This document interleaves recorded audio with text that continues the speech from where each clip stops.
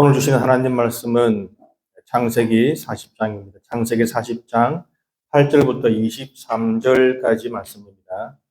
8절부터 23절까지입니다. 제가 먼저 봉독하겠습니다. 그들이 그에게 이르되 우리가 꿈을 꾸었으나 이를 해석할 자가 없도다. 요셉이 그들에게 이르되 해석은 하나님께 있지 아니하니까 청하건대 내게 이르소서.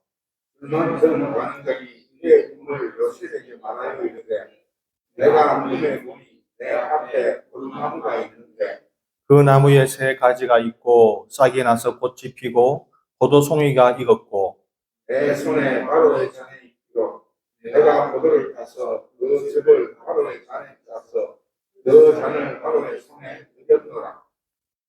요셉이 그에게 이르되 그 해석이 이러하니 세 가지는 사흘이라.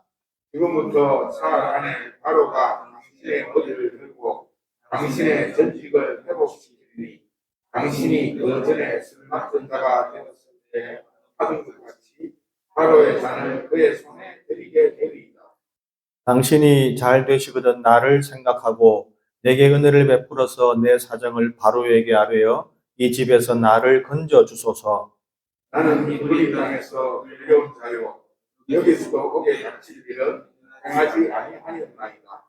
떡 굽는 관원장이 그 해석이 좋은 것을 보고 요셉에게 이르되 나도 꿈에 보니 흰떡 세 광주리가 내 머리에 있고 맨 위 떡들이에 바로를 위하여 만든 각종 음식이 있는데 쟤들이 내 머리의 광주리에서 그것을 먹더라. 요셉이 대답하여 이르되 그 해석은 이러하니 새 광주리는 사흘이라.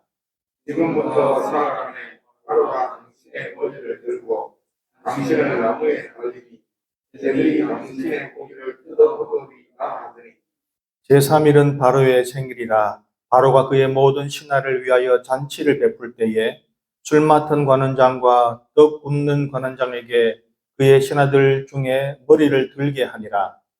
바로의 신하 당신은 전직을 회복하며 그가 잔을 바로의 손에 끌어들였고 떡 굽는 관원장은 매달리니 요셉이 그들에게 해석함과 같이 되었으나 술 맡은 관원장이 요셉을 기억하지 못하고 그를 잊었더라. 아멘. 지금 우리는 계속해서 요셉의 파란만장한 그런 인생을 보고 있습니다.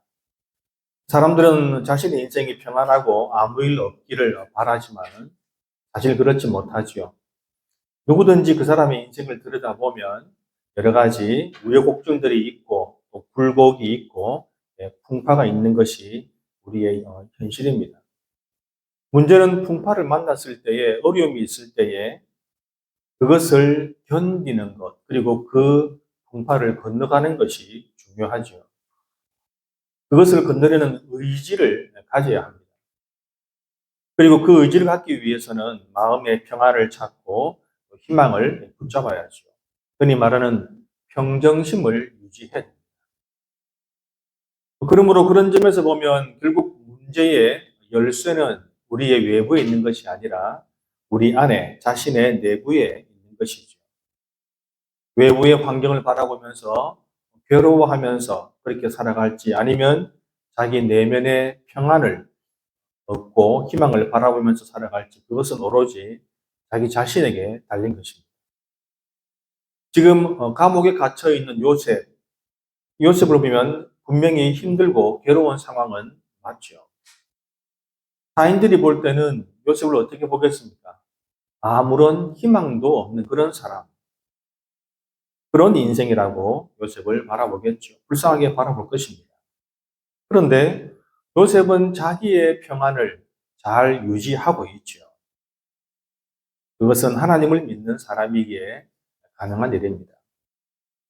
그래서 요셉은 그 감옥 안에서도 자기의 할 일을 할 뿐 아니라 다른 사람을 돌아보는, 다른 사람을 챙기는 그런 역할을 또한 하고 있는 것입니다. 그런 여유를 가지고 있는 것이죠. 그리고 그의 그 관심 안에는 바로 이 두 관원장, 왕의 떡을 맡은 떡 관원장과 술을 맡은 술 관원장, 이 두 사람도 포함되어 있습니다. 자, 오늘 이 본문을 바라보면 이 감옥 안에서 세 사람이 둘러앉아 있지요. 요셉과 술 관원장, 떡 관원장. 여러분 신분으로 보면 이 두 관원장과 요셉은 하늘과 땅 차이입니다. 이 두 관원장은 왕을 가장 가까이서 모시는 아주 높은 관직에 있는 사람이고 요셉은 노예에다가 또 지금은 감옥에 있는 그런 사람이죠. 그런데 오늘은 요셉이 그 두 관원장의 상담을 해주는 그런 입장에 지금 놓여 있습니다. 두 사람의 고민을 요셉이 들어주고 있는 것이죠. 이 두 관원장은 인생의 아주 중대한 기로에서 특이한 꿈을 꾸었고 그 꿈의 뜻이 무엇인지 너무 궁금하고 또 근심이 되고 두려워서 지금 어려운 가운데 빠져 있는 것입니다. 그런데 그런 차에 요셉이 꿈을 해몽해 주겠다고 이제 나선 것이죠. 사실 이 두 관원장은 요셉에게 큰 기대를 하지 않았을 것입니다. 그가 아무것도 배운 것도 없고 가진 것도 없고 그의 지식이 얕은 것도 다 알고 있으니까 큰 기대를 하지 않았겠죠. 그들이 보기에 요셉은 단지 아주 이름 없는 어느 민족, 거의 야만족이나 다름없는 그런 작은 민족 출신의 노예였습니다. 그래서 사실 그들은 꿈을 쉽게 얘기하려고 들지 않았죠. 내가 너한테 얘기해봤자 네가 제대로 알겠냐 그런 의미입니다. 요셉이 재차 이야기를 하죠. 얘기해 보십시오.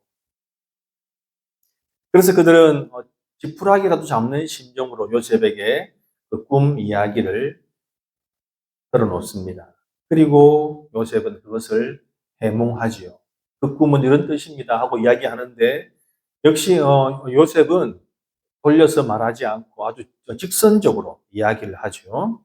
아마 T인 것 같아요.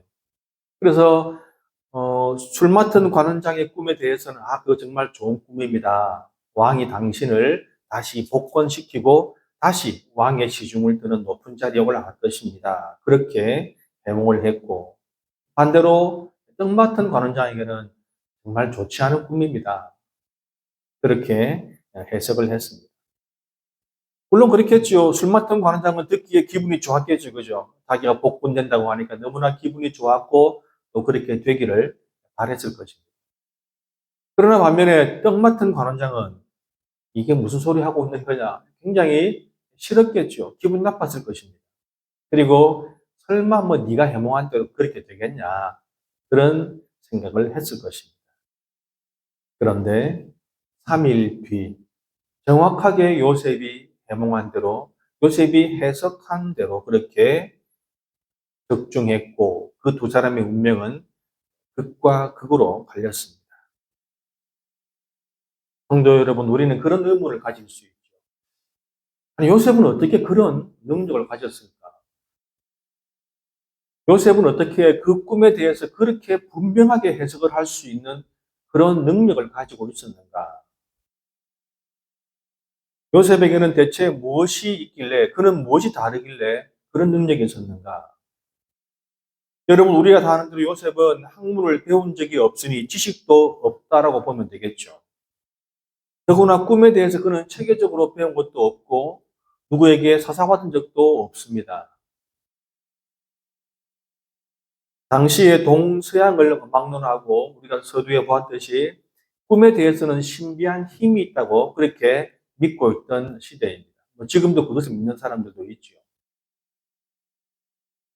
아시아에서는 그 꿈을 꾸고 나면 주로 누가 그것을 해석합니까? 과거에는 무당들이 많이 했죠. 그 당시에 중동 지역, 즉 요셉이 있는 애굽에서는 꿈을 전문적으로 풀이하는 사람이 있었어요. 아주 지식이 높은 사람인데 천체와 더불어서 즉 우주의 별들의 움직임, 해와 달의 움직임을 연구하는 사람들 가운데서 함께 꿈을 연구해서 왕이 꿈을 꾸고 나면 어떤 꿈입니다라고 그렇게 해석해주는 관리가 있었습니다.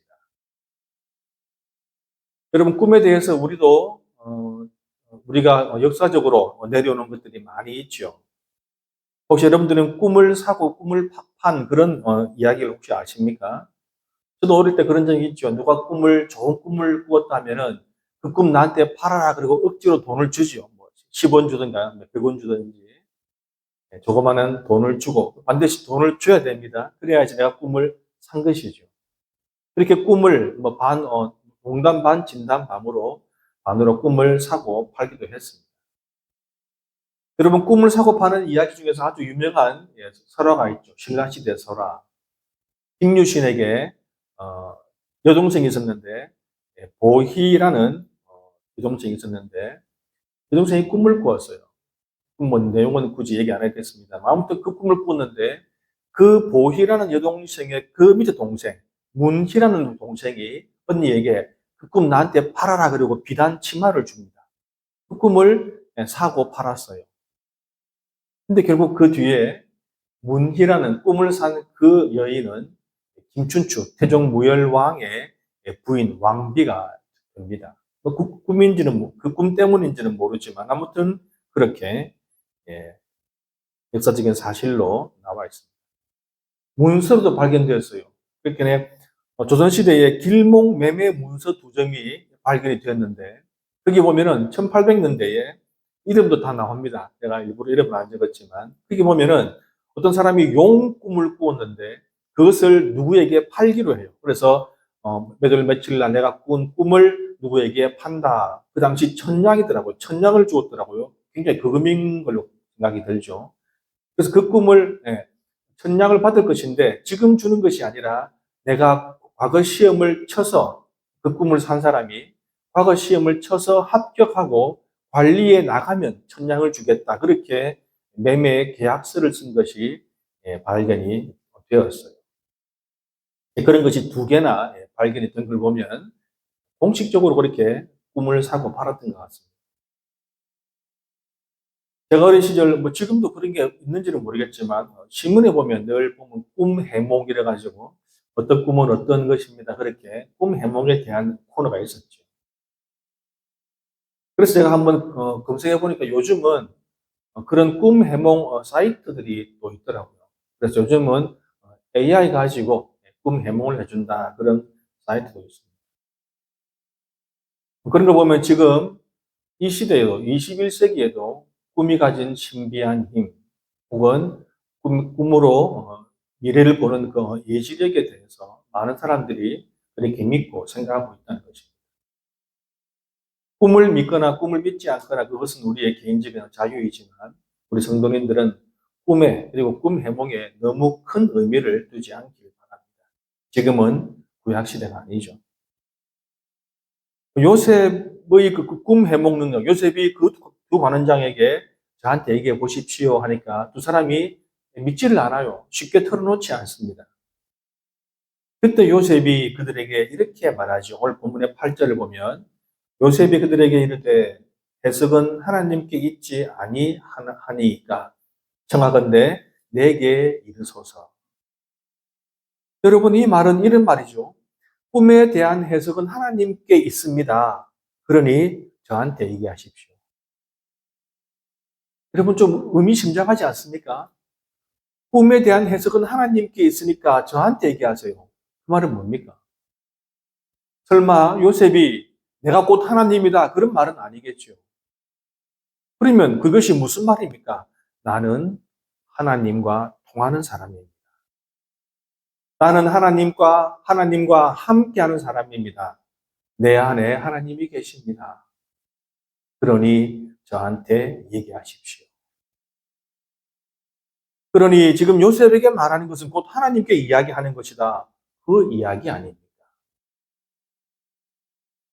성도 여러분, 우리는 이런 사람, 즉 하나님과 통하는 사람, 하나님과 함께하는 사람, 하나님 안에 있는 사람, 하나님이 그 안에 있는 사람을 우리는 영성이 뛰어난 사람이다. 그렇게 이야기를 합니다. 사람의 성품 중에는 인성이 있고 영성이 있죠. 인성은 우리 인간의 성품, 우리 인간 세상을 바라보는 그런 성품이고 영성은 하나님을 바라보는 성품입니다.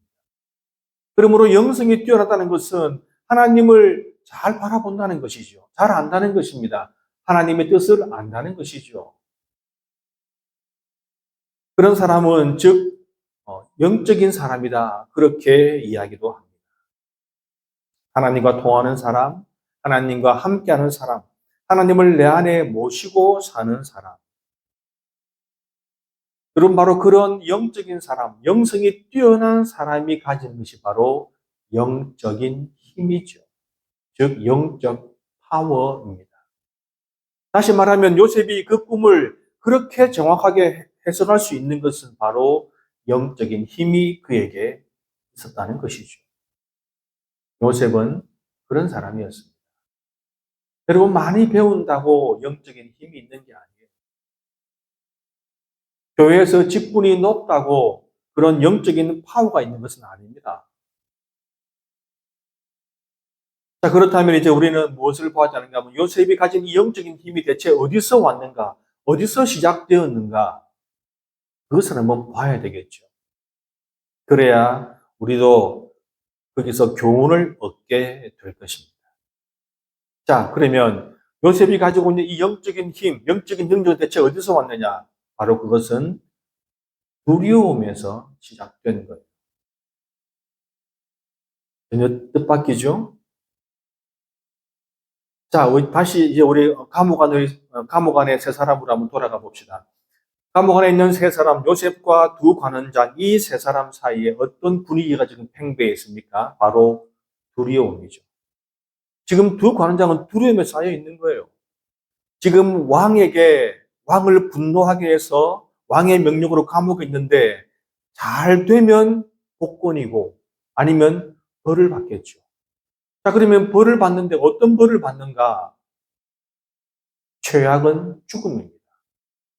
아직 이들은 미결수인 그런 상황이죠. 지금 이들은 정말로 두려워합니다. 무엇을 두려워합니까? 죽음을 두려워하겠지요. 근데 더 정확히 말하면 죽음을 내릴 수 있는 누구? 바로 왕, 파라오. 그를 지금 두려워하고 있는 것입니다. 자기들에게 죽음을 내릴 수 있는 그 사람을 두려워하는 것이죠. 왕은 죽음을 내릴 수 있는 권세, 능력, 힘을 가지고 있기 때문입니다.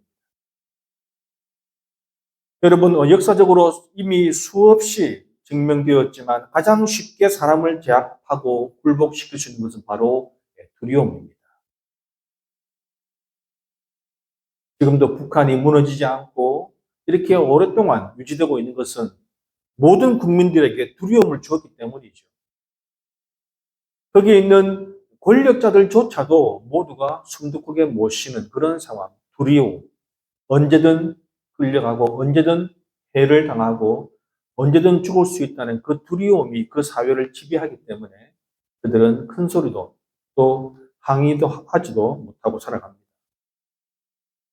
공포정치지요. 독재자들이 주로 흔히 쓰는 수법입니다. 사람들은 이 두려움 때문에 두려움 앞에 엎드리고 복종합니다. 살아남기 위해서죠. 지금 요셉과 함께 있는 이 두 사람도 마찬가지입니다. 그들이 왕을 섬기고 그 앞에 엎드리고 복종하며 살아가는 것, 무엇 때문입니까? 전부 다 두려움 때문이죠. 왕이 가지고 있는 힘을 두려워하기 때문입니다. 자, 그런데 사실 이 두 관원장과 함께 있는 요셉도 두려움을 가지고 있었죠. 물론 요셉이 가지고 있는 두려움은 이 두 관원장처럼 어떤 사람, 어떤 권위, 어떤 권세, 어떤 힘에 대한 두려움이 아니죠. 요셉이 가지고 있는 두려움은 바로 하나님에 대한 두려움입니다. 두 관원장은 파라오, 왕을 두려워했고 요셉은 하나님을 두려워한 것입니다. 근데 여러분, 사람을 두려워하며 살 것인가? 아니면 하나님을 두려워하며 살 것인가? 이 문제를 결정지어야 제대로 살 수가 있습니다. 여러분 보십시오. 요셉은 그 보디발의 집에서 노예로 살면서 그 주인의 아내의 유혹을 받았죠. 그 여주인은 요셉을 파멸로 죽음으로 내몰 수 있는 힘을 가진 사람입니다. 그만한 힘을 가진 사람의 요구를 거절하는 것은 쉽지 않죠. 그리고 그 여주인의 요구를 받아들인다면 살아날 가망성이 있지만 만약 거절하면 100% 보복을 받을 것입니다. 어쩌면 목숨을 내놓아야 할지도 모르죠. 상당히 두려운 상황이죠.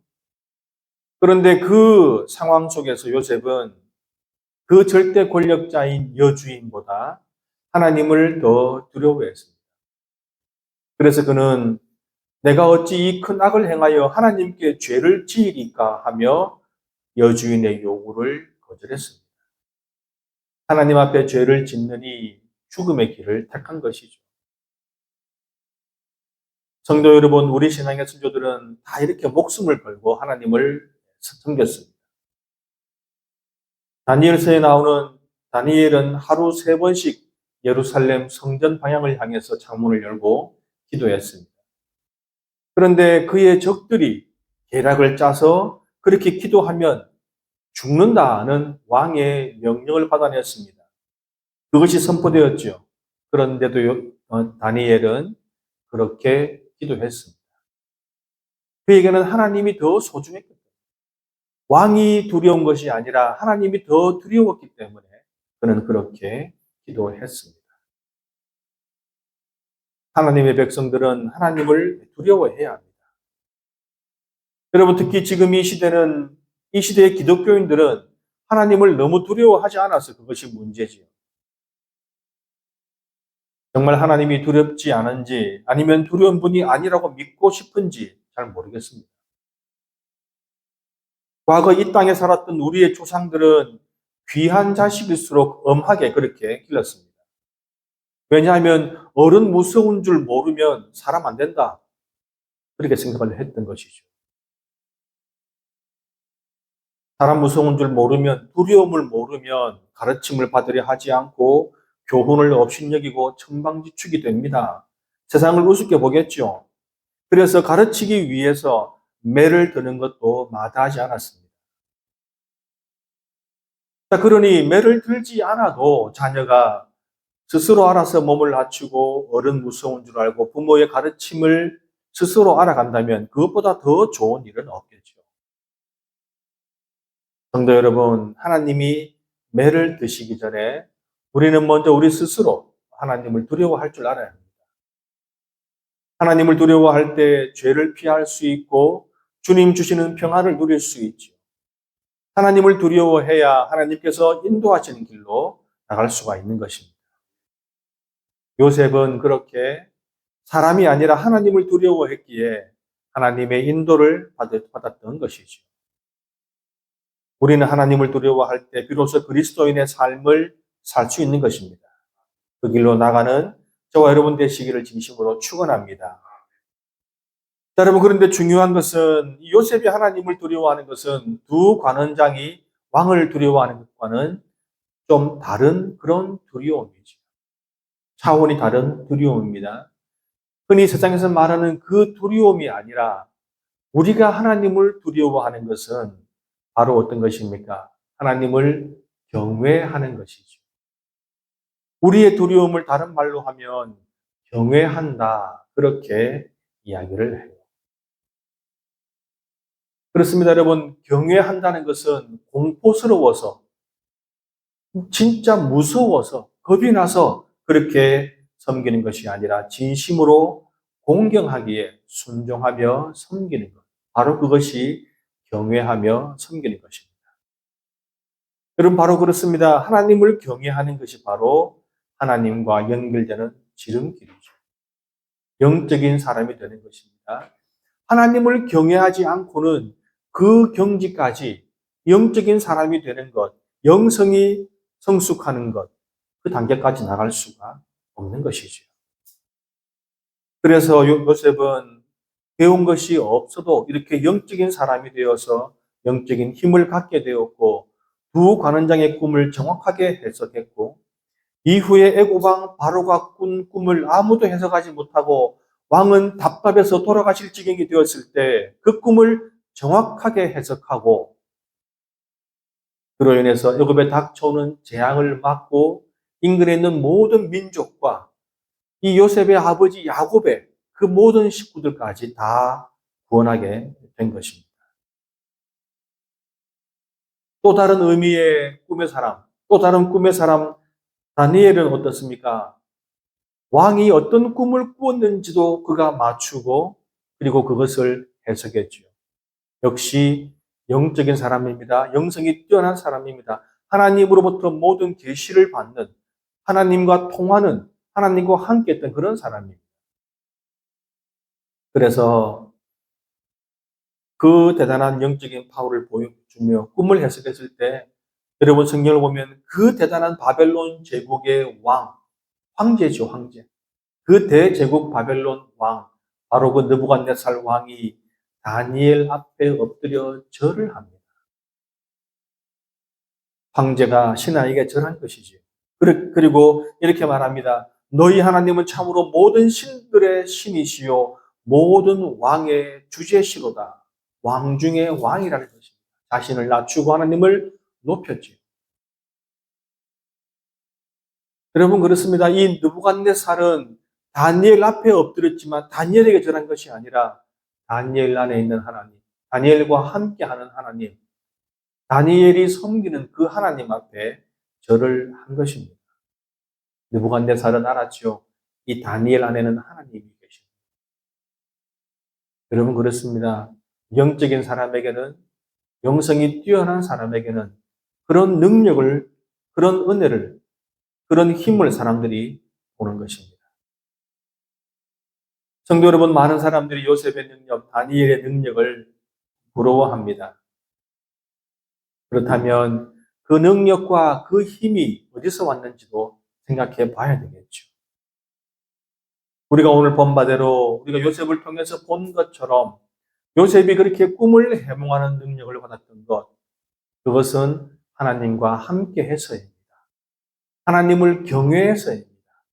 하나님을 두려워했기 때문에 하나님의 뜻대로 살려고 하고 하나님의 말씀대로 살려고 그렇게 한 것, 바로 그것이 그를 그런 능력으로, 능력의 사람으로 이끌었던 것이지요. 여러분 그렇습니다. 우리도 하나님을 경외한다면, 하나님을 공경하면서 동시에 두려워한다면 하나님이 대체 어떤 뜻을 가지고 계신지, 하나님이 나에게 원하는 것이 무엇인지, 하나님은 무엇이라고 말씀하시는지를 우리가 그렇게 궁금해하고 알아가고 그것을 배워가면서 또 그 말씀대로 행하면서 그렇게 살아가겠죠. 여러분 그것이 바로 우리에게 영적인 힘이 될 것입니다. 그를 통해서 우리는 점점 더 영적인 사람으로 나가는 것이겠죠. 영적인 사람이 되면 하나님의 뜻에 좀 더 민감합니다. 하나님이 무엇을 원하시는지 알고 그것을 따라가며 그 뜻을 행해가는 그런 사람이 되겠죠. 오늘 배운 요셉처럼 우리도 늘 하나님을 경외하며 하나님과 동행하는 성숙한 성도들이 되기를 주님의 이름으로 축원합니다.